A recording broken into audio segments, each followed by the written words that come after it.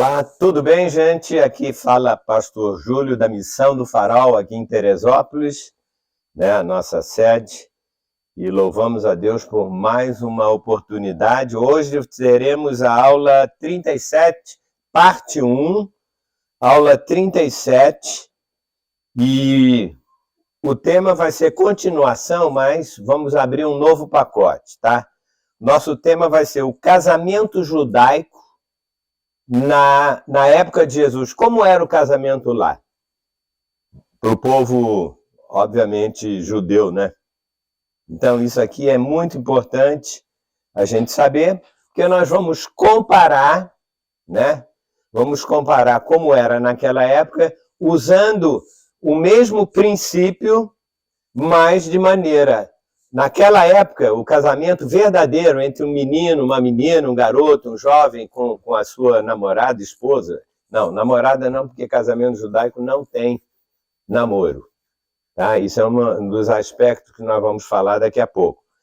Mas, então vamos lá, na parte 1, esse vai ser o tema. As próximas aulas serão continuação dessa de hoje, certo? Essa é a parte 1, vou falar algumas coisas, depois na outra semana, parte 2 e parte 3, eu acho que vai dar até a parte 3, não sei. Vamos lá? Que Deus possa iluminar o teu coração, o teu espírito, o teu entendimento, e que você esteja nesse processo de crescimento, porque sem crescimento, sem maturidade, nós não poderemos entrar no reino. Como eu disse, a salvação é para sempre garantida, mas o reino não está garantido. Se você está ouvindo até agora, e se você está pegando aula agora, eu não aconselharia, você tem que ir desde o início dessa série total, que vai ter, sei lá quantas aulas, é como se preparar, né, para o fim dos tempos e para o reino milenar. Isso aí que é importante. Então vamos lá hoje. O que eu quero dizer é o seguinte, nós temos que considerar como eram os costumes judaicos naquela época com relação ao casamento, ao matrimônio, porque eles tinham outros costumes judaicos, mas como o nosso caso é casamento, falamos na semana passada sobre o casamento de Esther, quer dizer, não falamos tudo, mas o suficiente para mostrar que nós precisamos, né, para encontrar com o rei, Jesus, né? Veja a aula que você vai entender muito bem. Então, de modo geral, os judeus, eles têm uma maneira, principalmente no casamento ou em outras áreas também, tudo baseado nos costumes da velha aliança, tá? Porque o povo judeu faz parte da velha aliança e a nova começou depois com Jesus. Então, isso aí a gente tem que seguir. Então, segundo essas tradições, quando Deus escolheu a sua noiva, que é a igreja, isso você já sabe, a noiva é a igreja, ou seja, pode ser uma mulher e um homem, tá? Não tem outro sexo não, é só mulher e homem, ok? Então, eu quero que você entenda, como eu disse, na tradição judaica do casamento, não é como aqui no Ocidente, ok? A mentalidade oriental é o que eu vou falar agora, mas não tem esse negócio de namoro, depois noivado, e depois entra no casamento. Não. O modo bíblico não é dessa maneira, tá? Então vamos lá, eu vou falar assim, número 1, número 2, qual eram os tópicos importantes que tinha naquela época. E daqui a gente vai, aos poucos eu vou, como é que se diz? Aplicando espiritualmente, porque nós vamos ter o nosso casamento com Cristo, por enquanto somos a noiva. Mas quando tiver o casamento e tiver as bodas, e aliás eu já falei das bodas, eu fiz uma inversão. As bodas, lembrando do texto que nós usamos, quando o pai foi ver se a festa estava pronta, geralmente tudo bem, de repente viu um cidadão ali que não tinha veste nupcial, o que eu falei. Mas o que é isso? Está tudo nas 3 últimas aulas. Ele não tinha e ele falou, ei, não pode entrar aqui com essa veste. E o cara ficou mudo lá sem saber. Aí disse, não tem problema. Chamou os anjos e disse, olha, pega ele, amarra a mão, pé e tal, e está tudo lá. E ele seria lançado na geena de fogo para poder acontecer algumas coisas mais. Então, qual é a primeira parte? Começava o casamento, eles faziam um contrato legal. Isso aí que você tem que entender. Ou seja, para acontecer o casamento, ele era uma questão legal. Ele tinha que escrever, tá? É um contrato como você compra uma casa, faz alguma coisa, você escreve quanto deve e tal, isso, aquilo. E esse contrato fazia parte. E hoje, o casamento mesmo judaico acontece muitas vezes, porque ao longo de 2.000 anos, e para eles 3.000 anos e pouco, deixaram de fazer muitas coisas. E isso Mas também, o que eu vou falar, acontece no dia de hoje. Acontece. Tínhamos, quando morávamos lá na Zona Sul do Rio, tinha casamentos e eles faziam do mesmo jeito, ok? Então, esse contrato era todo por escrito. Vai acontecer isso, isso, isso, isso. Eu vou detalhar mais adiante outras coisas. Então, segunda coisa que acontecia era a escolha da noiva. Como é que acontecia? Hoje em dia você sai na rua ou vai na internet, vai lá no Tinder. Tinder, é isso? Não sei. Não sei, tem Tinder, não. Tem essas redes sociais, aí você vê o perfil do cara, aí a outra vê, não, isso aqui é feio, o outro é bonito, o outro é desdentado e tal. Essas coisas que a garotada faz aí, e até muitos velhos, porque a minha comadre conseguiu o namorado dela pela internet. Não vou dizer o nome dela, mas é comadre. Quem não sabe o que é comadre, comadre, juventude hoje não sabe o que é isso. Então, ela é a mãe... Eu não vou dizer, não. Deixa para lá. Então, como é que era a escolha naquela época? Se o rapaz, né, judeu, ele via uma garota bonita e disse, puxa, é aquela. Mas aí ele tinha que falar com o pai, tá? Isso lembra parábolas, né? Quem está me ouvindo vai entender. Ele tinha que falar com o pai e eles conversavam, ou, na maioria das vezes, era o pai quem decidia. E, na verdade, tem sentido, porque o pai já tinha casado, tinha mais experiência, então o que acontecia? Ele disse, não, meu filho, não é essa. Então, o pai, dentro da comunidade judaica, e eles conheciam, fulano, tinha uma filha, isso, aquilo, vamos fazer um contrato. Então, o pai é que escolhia, ele que indicava para o noivo e para ela, para eles fazerem o contrato, tá? Uma vez feito o contrato escrito, o noivo ia na casa dela com esse contrato pronto. Tinha várias cláusulas, que eu só vou usar uma delas, porque isso tem a ver com a gente, com a igreja também.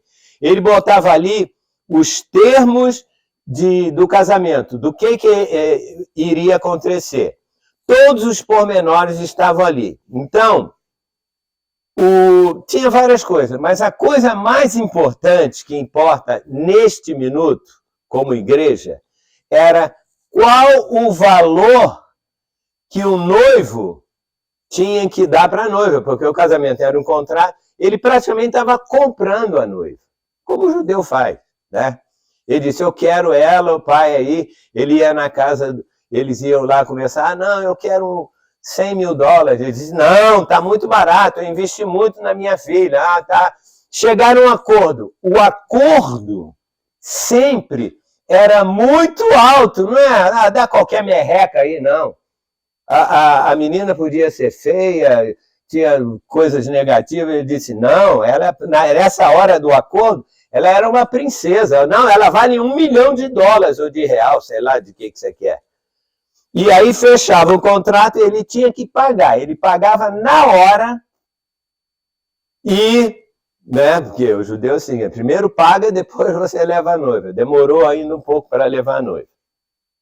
Então ele ia lá. Depois que ele fez isso, o que isso tem a ver com o casamento nosso, da igreja? Jesus é o Rei Jesus, né? É o Senhor. Ele é o noivo e nós somos a noiva. Você sabe, todas as parábolas são assim. Então Jesus também, quando nos comprou, não foi isso? Ele comprou a mim, a você, para a salvação. Ele disse, eu quero uma noiva também.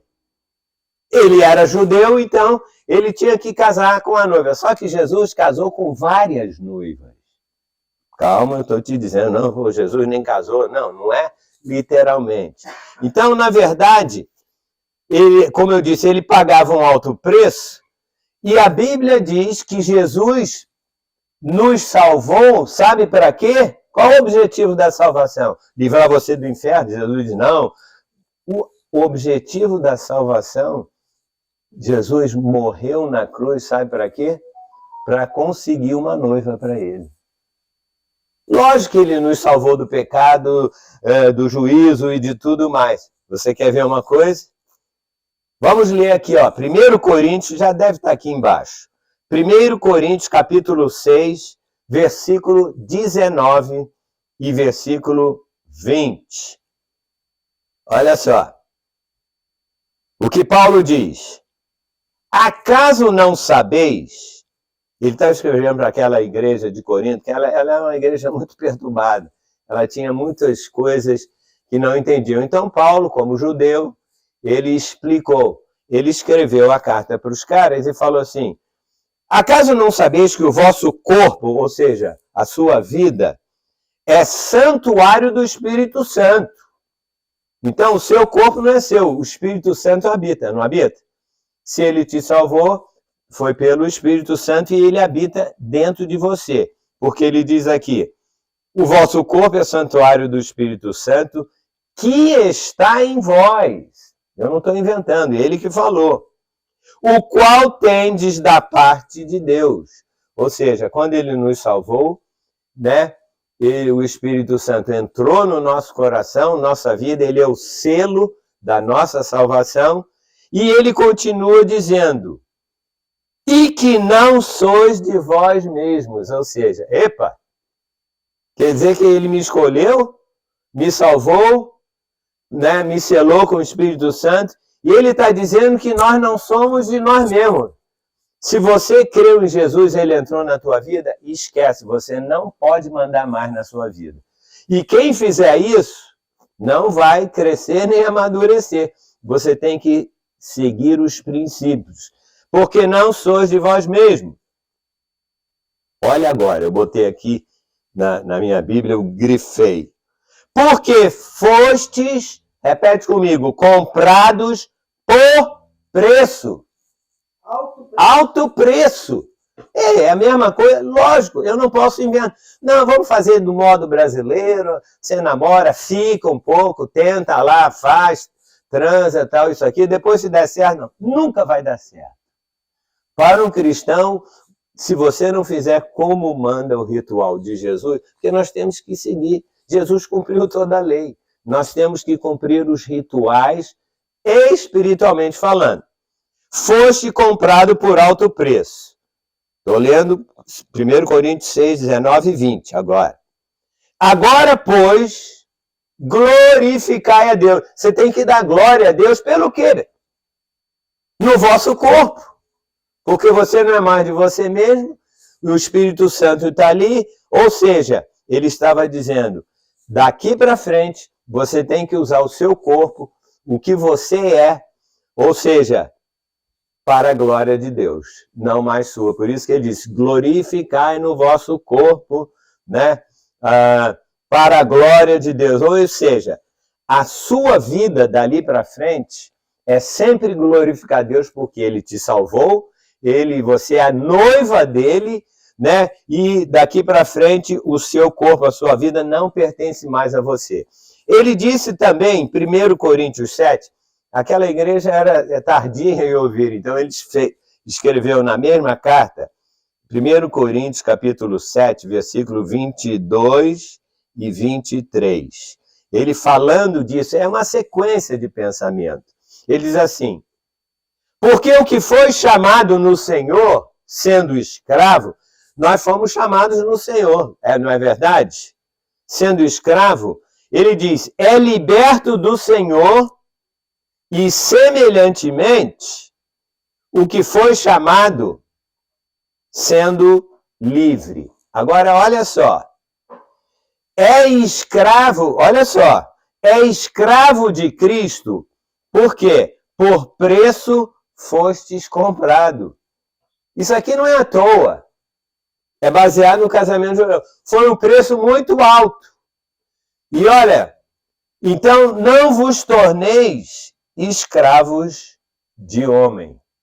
Deixa eu dizer assim, não tem um versículo na Bíblia que diz que foi alto, Jesus pagou um alto preço por nós. Eu não quero ler todas as coisas, porque você já sabe, eu estou falando para cristão. O preço dele foi o quê? O preço dele foi muito maior, porque ele derramou o seu sangue na cruz para que ele pudesse ter várias noivas, que somos nós, a igreja. Então, isso é muito importante, tá? Agora, o seguinte, deixa eu ver, eu falei ponto 1, ponto 2, né, a compra da noiva, e que ele pagou o alto preço, já li os versículos e tudo mais. Agora, uma vez que ele pagava, o noivo agora, lá, ele pagava o preço e pagou tudo certinho, aí a noiva, né, não tinha casamento ainda, então ela ficava dizendo, e agora? Pelo ritual, ele não podia falar mais nada, mas ele fazia, sabe o quê? Um discurso muito breve, porque ela queria saber, você pagou, eu valho quanto? $1 milhão? Oh, legal, quando vamos casar, vamos dar... Não, não era assim. Então, o que acontecia? Ele fazia um breve discurso para ela. Quando ela perguntava, vamos agora, já vamos namorar? Não. Ele fazia um breve discurso que era o seguinte, né? Ele se despedia dela, mas ele falava assim rapidamente. Sabe o quê? Abre João capítulo 14, versículo 2, Evangelho de João, versículo 2 e versículo 3. Né? Na hora que ele falou, né, ele não usou isso porque isso foi há 2000 anos atrás, mas isso é para a igreja. Ele falava assim, agora, minha querida, eu paguei o seu preço, mas agora eu tenho que partir. Ué, você não vai me levar, não vai ser logo o casamento? Não, eu vou partir, porque eu vou preparar agora um lugar para a gente morar. Né? Era tudo feito pela lei. A lei judaica era assim, contrato, né? Depois escolhia a noiva, era o pai, a maioria das vezes, ou ele, mas o pai é que fazia os negócios, pagava o preço, e agora ele falou, não, querida, rapidinho, não vou perder tempo. Eu vou para a casa do meu pai, vou voltar e vou preparar a nossa câmara nupcial. Né? Eu vou preparar lugar e tudo bem. A mesma coisa Jesus disse em João 14. A mesma coisa. Na casa do meu... Né? Ele estava lá fazendo as coisas e falando com os discípulos, ele disse, na casa do meu pai há muitas moradas. Ou seja, hoje, na nova aliança, as moradas de Deus não é uma casa lá no céu, não é nada disso. Nós somos as moradas de Deus. Ele habita em nós. Nós somos a noiva de Cristo porque ele está em nós. Já lemos lá no outro versículo. E se não fosse assim, diz, eu vos teria dito. Olha o que ele falou, a mesma coisa. Ele usou a mesma frase que todo mundo usava. Quando queria uma noiva para casar. Vou preparar um lugar. E quando eu for para a casa do meu pai e vos preparar lugar, virei novamente.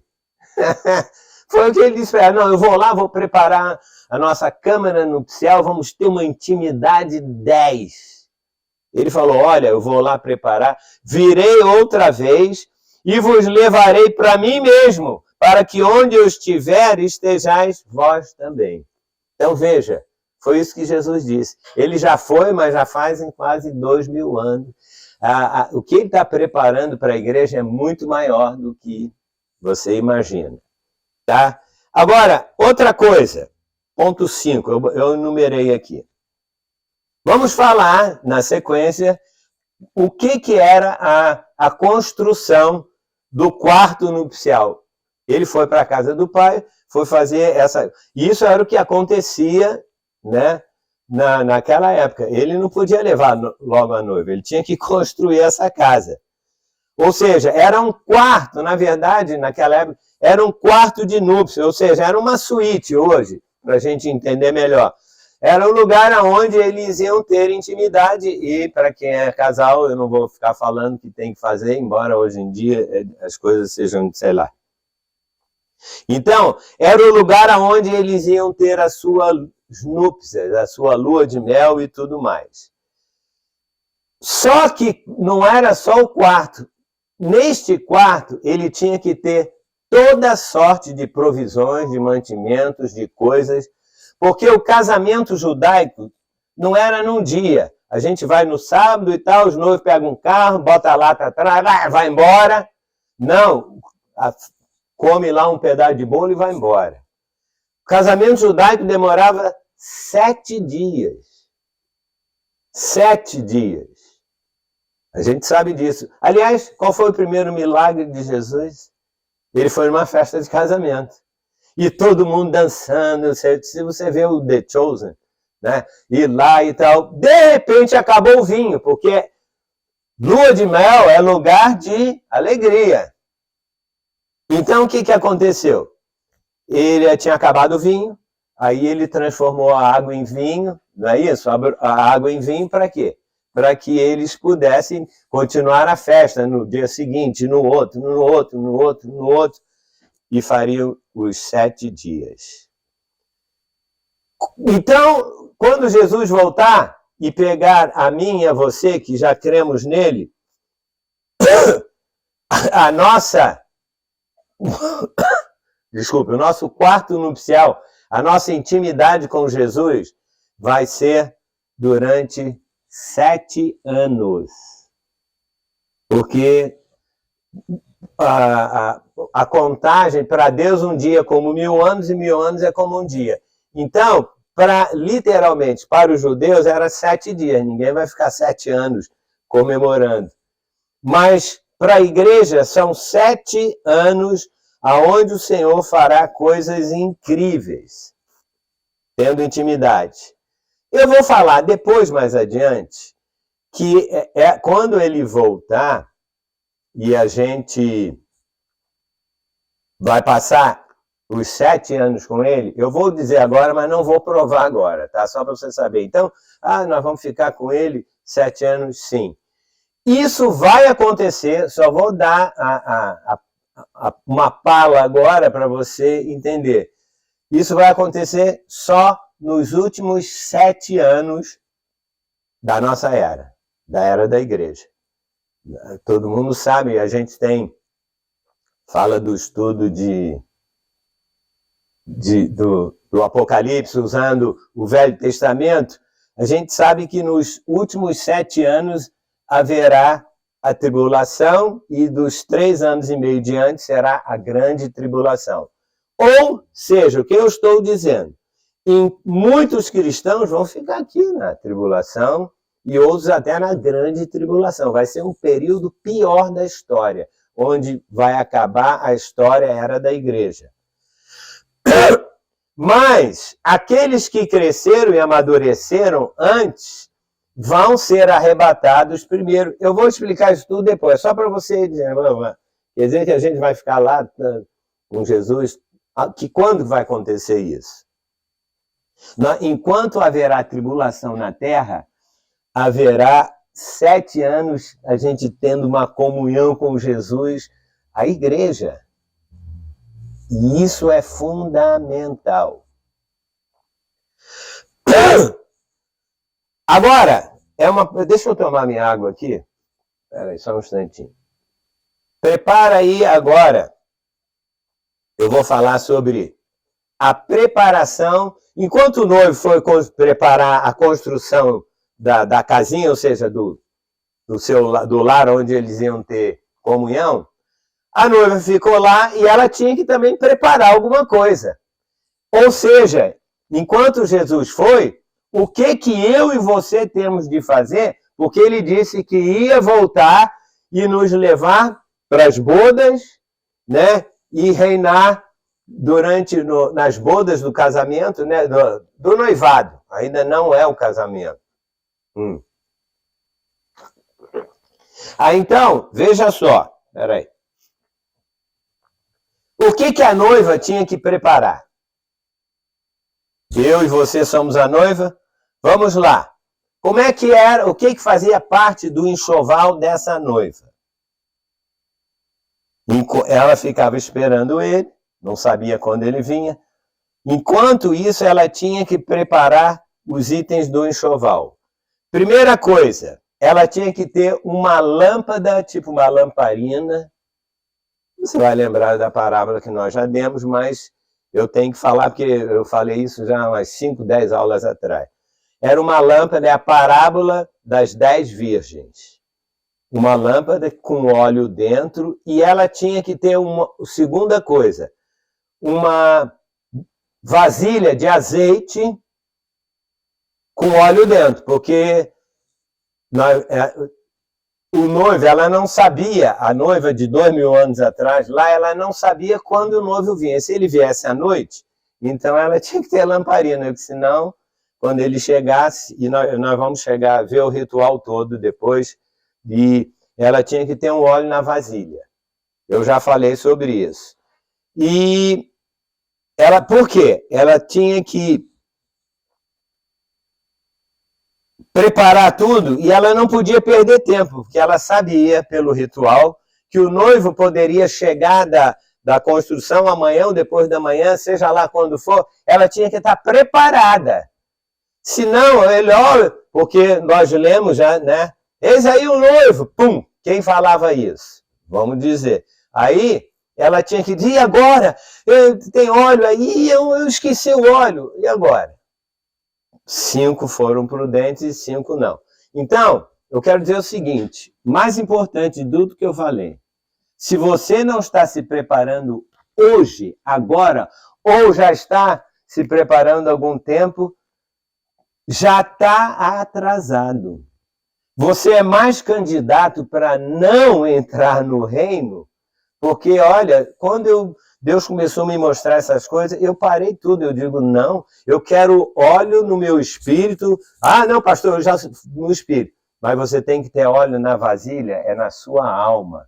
É sempre assim, nos seus sentimentos, na sua emoção. Você tem que, com o seu espírito cheio, ele tem que influenciar a sua alma, e você não pode mais fazer as mesmas coisas.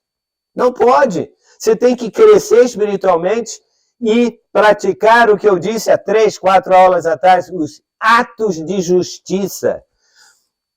Quem foi justificado é quem foi perdoado, mas ele tem que provar pelas atitudes, na alma, no entendimento, nos sentimentos, amar mais ao Senhor do que amar o mundo. Você está nessa condição? Então, e eu vou terminar aqui, porque ela tinha que estar pronta para viajar. O noivo chegando, o noivo estava doido para pegar a noiva lá e dizer, vamos lá para o nosso quarto nupcial. Eu disse, não, espera aí.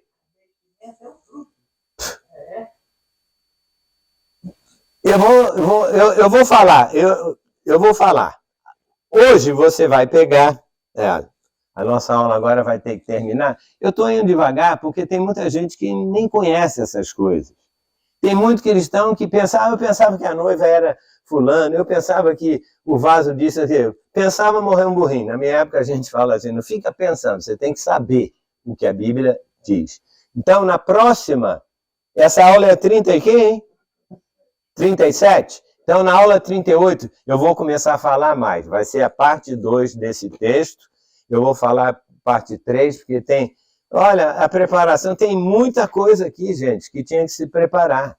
É a mesma coisa, não, já sou salvo, sempre salvo, não preciso mais da igreja, não preciso fazer isso, eu não quero... Não é isso. Salvo, salvo. Reino é reino. E para entrar, infelizmente, Paulo disse, poucos vão entrar no reino. Poucos. Você quer ser poucos que vão ou vai ser como a maioria e que ninguém se engane? Então, você vai ver o que tem que fazer ou não. Que o Senhor possa exaltar a tua vida, o teu coração, Ele abençoe a tua casa, abençoa, põe a mão na sua cabeça e diz, Senhor, abençoa a minha mente. Eu quero entender essas verdades pelo teu Espírito. Eu estou ouvindo o pastor lá falar, mas eu quero entender. E eu quero que isso caia no meu espírito e caia na minha alma.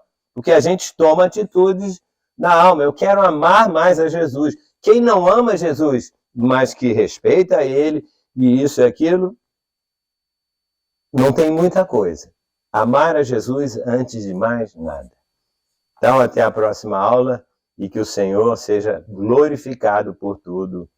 Amém e amém. Beijo.